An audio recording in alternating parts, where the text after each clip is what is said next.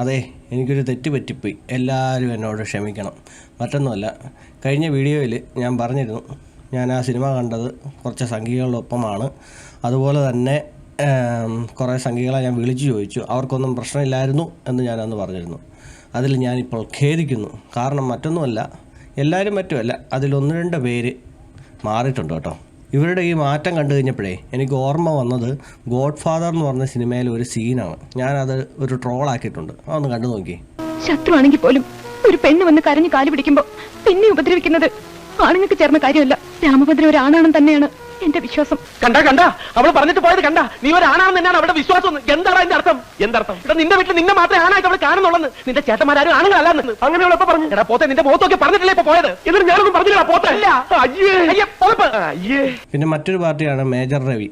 Major Ravi അന്ന് cinema കണ്ടിട്ട് ഇറങ്ങിക്കഴിഞ്ഞപ്പോഴത്തേക്കും സംസാരിച്ച് എന്താണെന്നൊന്ന് കേൾക്കണോ? പൃഥ്വിരാജ് വേറെ ലെവല്. കാരണം അവനൊക്കെ ഭാഗ്യവാനാണ് ഇങ്ങനെ ഒരു പടമൊക്കെ ചെയ്യാൻ പറ്റുന്നത്. ഒരു ഡയറക്ടറുടെ ഒരു ഡ്രീമാണ് ഇങ്ങനെയൊക്കെ ഒരു പടം ചെയ്യാന്നുള്ളത്. പക്ഷെ അത് രാജുവിന് കിട്ടിയിട്ടുണ്ട്.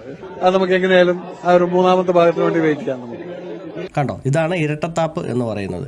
അതായത് തിയേറ്ററിൽ നിന്ന് ഇറങ്ങിക്കഴിഞ്ഞപ്പോഴത്തേക്കുള്ളതായിരുന്നു പുള്ളിയുടെ യഥാർത്ഥത്തിലുള്ള ഒരു അഭിപ്രായ പ്രകടനം. അതിനുശേഷം ഈ കുത്തിത്തിരിപ്പും മറ്റതും മറിച്ചതും എല്ലാം കണ്ടു കഴിഞ്ഞപ്പോഴാണ് പുള്ളി നേരെ തിരിഞ്ഞത്. ഇതുപോലെ തന്നെയായിരുന്നു RSS ശബരിമല വിഷയത്തിലും. RSSൻ്റെ ആദ്യത്തെ നിലപാട് എന്തായിരുന്നു, അതിന് ശേഷമുള്ള നിലപാട് എന്തായിരുന്നു? ഇതുപോലെ തന്നെ മറ്റൊരു സംഭവം ഉണ്ടായിരുന്നു പണ്ട്. ഏതാണെന്നറിയാമോ? പണ്ട് സുരേഷ് ഗോപി ഒരു മാധ്യമപ്രവർത്തകയുടെ തോളിൽ കൈവച്ചല്ലോ. മീഡിയ വണ്ണിലെ ഒരു മാധ്യമപ്രവർത്തകയുടെ തോളിൽ കൈവച്ചു. അപ്പോൾ ആ സമയത്തൊക്കെ ആ മാധ്യമപ്രവർത്തക ചിരിച്ച് കളിച്ചാണ് നിന്നത്. നമ്മൾ ആ വീഡിയോ എല്ലാം കണ്ടതാണ്. ഭയങ്കര തമാശയും കാര്യങ്ങളൊക്കെ ആയിരുന്നു. കൈയൊക്കെ ഇങ്ങനെ മാറ്റുന്നുണ്ട്, സംഭവമൊക്കെ ശരിയാണ്. പക്ഷേ അതിനുശേഷം ഇവർ ചിരിച്ച് കളിച്ച് സംസാരിക്കുന്നതെല്ലാം നമ്മൾ കേട്ടതൊക്കെയാണ്. പിന്നെ ഇവർ ഓഫീസിൽ ചെന്ന് കഴിഞ്ഞപ്പോഴാണ് ഇതിനെ ഒന്ന് മുതലെടുക്കാവല്ലോ എന്ന് അവർ ചിന്തിച്ചത്.